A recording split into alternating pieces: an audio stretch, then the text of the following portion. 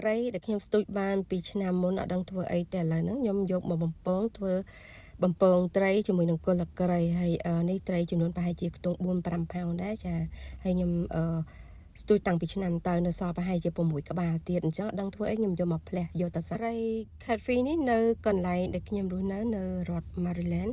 ប្រជាជនខ្មែរយើងអត់សូវចូលចិត្តទេចាដោយសារគេថាត្រីនេះមានរសជាតិឆ្អាបហើយពិបាកភ្លៀនអញ្ចឹងណាប៉ុន្តែបើនៅ California វិញចូលមិនចោះទេប្រជាជនខ្មែរវៀតណាមចិនអីហ្នឹងគឺហូបកប់មាត់ដោយសារត្រីវាមានជាតិអញ្ចឹងប៉ុន្តែបើសិនជាបងប្អូនខ្លះអត់ដែរធ្វើហូបមានតែងតែមានអារម្មណ៍ថាញើតអញ្ចឹងឃើញដូចថាក្លិនឆ្អាបតែពិតអត់មានឆ្អាបអីទេមកពីយើងចេះតែមានអារម្មណ៍នៅក្នុងខ្លួនតែមកនិយាយពីរសជាតិបើស្លនឹងបញ្ចុកវិញគឺលេខ1ហើយស្បែកវាមានជាតិខ្លាញ់អញ្ចឹងហើយត្រីនេះខ្ញុំស្ទូចបានច្រើនណាស់កាលឆ្នាំតែអញ្ចឹងនៅសល់ប្រហែលជា6ក្បាលទៀតដល់ពេលអញ្ចឹងខ្ញុំផ្លែសយកទៅសាច់យកមកបំពងហើយដាក់មួយគល់ក្រៃអញ្ចឹងត្រីនេះបើស្លជាមួយនឹងម្ជូរយួនយកខពីប៉ោះហៅខទីវខគោខម្រេចខម្រេចហើយនឹងស្លម្ជូរយួនស្លទឹកនឹងបញ្ចុកហើយយកទៅបំពងគឺឆ្ងាញ់មែនតើ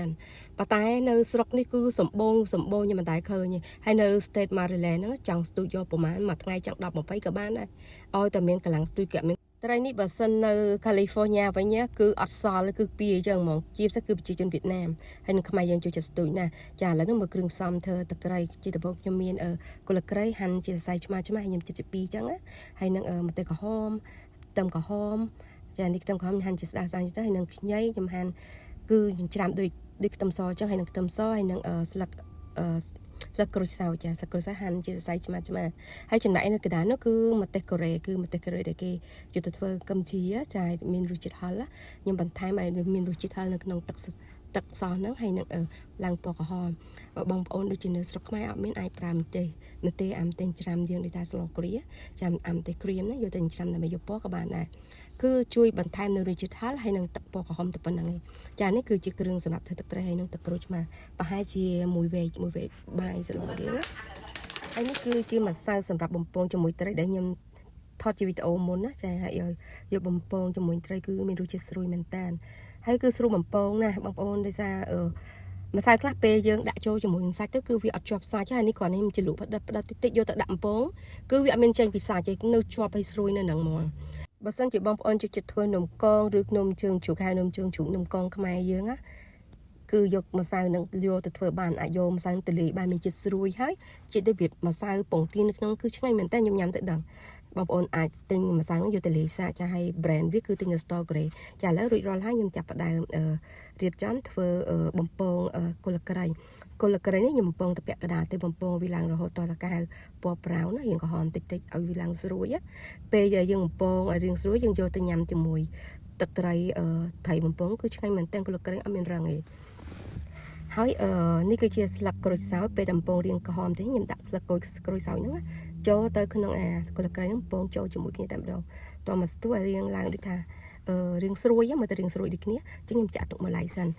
ឡូវខ្ញុំមកធ្វើទឹកត្រីឆាធ្វើទឹកត្រីជូរអែមម្ដងហើយខ្ញុំដាក់ខ្ទឹមសហើយនឹង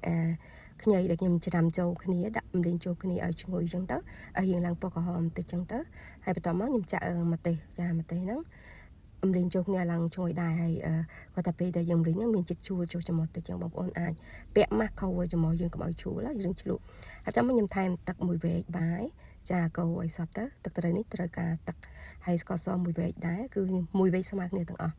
ចាទឹកត្រីមួយវែកស្ករសមួយវែកទឹកក្រូចឆ្មាមួយវែកហើយនឹងទឹកត្រីមួយវែកដូចគ្នាចាគឺ4មុខគឺស្មើគ្នាទាំងអស់តែបើសិនជាបងប្អូនណាចូលចិត្តផ្អែមអាចថែមស្ករសមួយស្លាបព្រាបាយទៀតចាអ្នកខ្លះគេចូលចិត្តផ្អែមហើយនេះគឺជាម្ទេសរបស់កូរ៉េក្រហមគឺខ្ញុំដាក់ចូលឲ្យមានជាតិហឹរបន្ថែមដើម្បីបន្ថែមពណ៌ឲ្យវារាងក្រហមបន្តិចចឹងណាចាហើយនេះរួចរាល់ហើយបន្ទាប់មកខ្ញុំក៏រោយខ្ទឹមក្រហមនឹងជាចុងក្រោយចាឥឡូវចាប់ផ្ដើមពេលដែលផ្ទះខ្លាញ់ក្ដៅហើយខ្ញុំចាប់ដាក់បំពងត្រីម្ដងខ្ញុំដាក់ម្សៅដែលខ្ញុំត្រូវបំពងនោះដាក់រោយដើម្បីពេលខ្ញុំបំពងត្រីទៅកុំឲ្យផ្ទុះចឹងណាចេះតែការពេលតែប៉ិតយើងសឹងអត់ដាក់ក៏បានដែរវាអត់ផ្ទុះទេដោយសារសាច់ត្រីហ្នឹងខ្ញុំជ្រលក់ជាមួយនឹងម្សៅហើយបើយើងយកទៅបំពងក៏អត់ផ្ទុះដែរហ្នឹងហើយតែដោយសារខ្ញុំដាក់ជ្រុលហើយចាបងប្អូនបាច់ក៏បានដែរហើយនេះពេលដែលបំពងរួចហើយខ្ញុំយកត្រីហ្នឹងកាត់ជាទូចបន្តិចយើងដាក់ទាំងធំហ្នឹងក៏បានដែរតែដោយសារខ្ញុំចូលចិត្តញ៉ាំទូចតែខ្ញុំកាត់ជាពីរចឹងទៅហើយបន្តមកខ្ញុំចាប់ដើមរោយជាមួយនឹង គុលក្រៃជាមួយនឹងអាស្លឹកក្រូចសើចនឹងដែលខ្ញុំពងហ្នឹងចាដាក់រយបន្តិចចឹងទៅហើយខ្ញុំថែមប្រហែលជា3ស្ព្រី4ស្ព្រីអាទឹកសដែលខ្ញុំធ្វើហ្នឹងចាទឹក spicy sauce ហ្នឹងហ្នឹងហើយដាក់ចូលចឹងទៅហើយយើងច្របល់ចូលគ្នាហើយខ្ញុំចង់ប្រាប់ថាថៃនេះពេលដែលយើងរៀបហូបចាំច្របល់អញ្ចឹងតែពេលយើងអត់ទាន់ញ៉ាំយើងកុំអាចច្របល់ដើម្បីកុំឲ្យអាសាច់ត្រីនឹងទន់ណាពេលយើងចាប់ដើមញ៉ាំយើងច្របល់ទៅយើងញ៉ាំទៅមានជាតិស្រួយឆ្ងាញ់ចាបងប្អូនមើលទំនងចាជាមុខម្ហូបថ្មីខ្ញុំអត់ទាន់ឃើញមានអ្នកណាគេធ្វើទេចាខ្ញុំបែកកំណត់ធ្វើខ្លួនឯងជួយឲ្យបន្ទប់ផងបងប្អូននៅមួយទៀតខ្ញុំភ្លេចប្រាប់បងប្អូនថាខ្ញុំដាក់ម្សៅស៊ុបតែខ្ញុំបានថតជាវីដេអូនៅក្នុងទឹកត្រីហ្នឹងខ្ញុំដាក់ម្សៅស៊ុបប្រហែលជាកន្លះស្លាបព្រាកាហ្វេ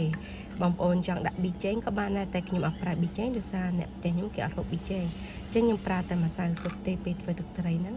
ចាអត់មានទេអរគុណបាយបាយ